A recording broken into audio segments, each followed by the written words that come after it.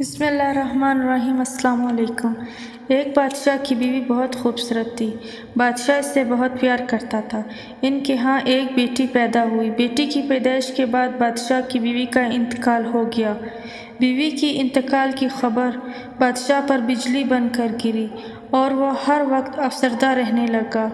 وہ زیادہ تر وقت شراب کے نشے میں ڈوبا رہتا اور باقی وقت خوبصورت کنیزوں کی محبت میں گزار دیتا۔ وہ شراب اور کباب کے نشے میں اتنا غرق ہو گیا کہ اس سے اپنی بیٹی کی خبر نہ رہی، جو کہ اب محل کے ملازموں کے ہاتھوں پرورش پا رہی تھی۔ وقت گزرتا گیا اور بادشاہ کی بیٹی 20 سال کی ایک خوبصورت دوشیزہ بن گئی۔ وہ بالکل اپنی ماں جیسی دکھتی تھی۔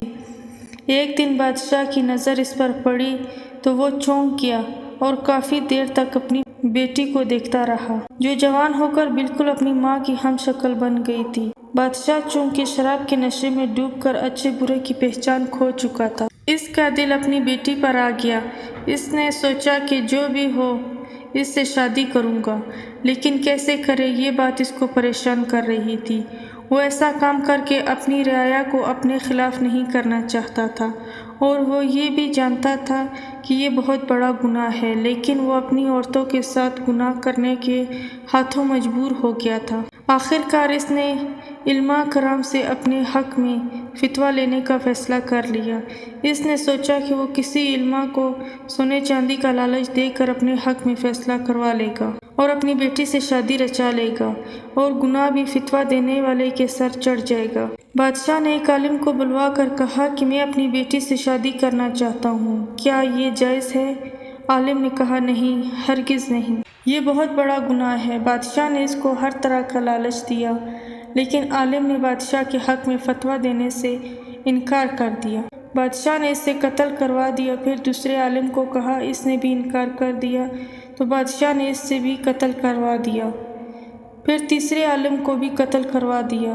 آخر چوتھے عالم کو بلوا کر فتویٰ مانگا اور کہا، کیا میری بیٹی مجھ پر حلال ہو سکتی ہے، میری بیوی بن سکتی ہے؟ عالم نے کہا، جی ہاں، بن سکتی ہے، اس میں کوئی مذائقہ نہیں ہے۔ بادشاہ حیران ہوا اور پوچھا، کیسے؟ عالم نے بادشاہ کی آنکھوں میں دیکھ کر کہا، اے وقت کے بادشاہ، اللہ تعالیٰ کے نبی صلی اللہ علیہ وآلہ وسلم کا فرمان ہے کہ جب تم حیا نہ کرو تو پھر چاہے جو مرضی کرو۔ جب تم نے بے حیا بن کر سوچ ہی لیا ہے تو تم پر سب کچھ جائز ہے، کیونکہ تم بے حیا بن چکے ہو۔ اتنا سننا تھا کہ بادشاہ کو اپنی غلطی کا احساس ہو گیا۔ وہ روتا جا رہا تھا اور اپنے گناہوں کی معافی مانگتا جا رہا تھا۔ اس دن کے بعد بادشاہ نے اپنے گناہوں سے سچی توبہ کر لی۔ سچ بات ہے کہ اللہ کے ولی حق کی بات کہنے سے نہیں ڈرتے، چاہے ان کی جان ہی کیوں نہ چلی جائے۔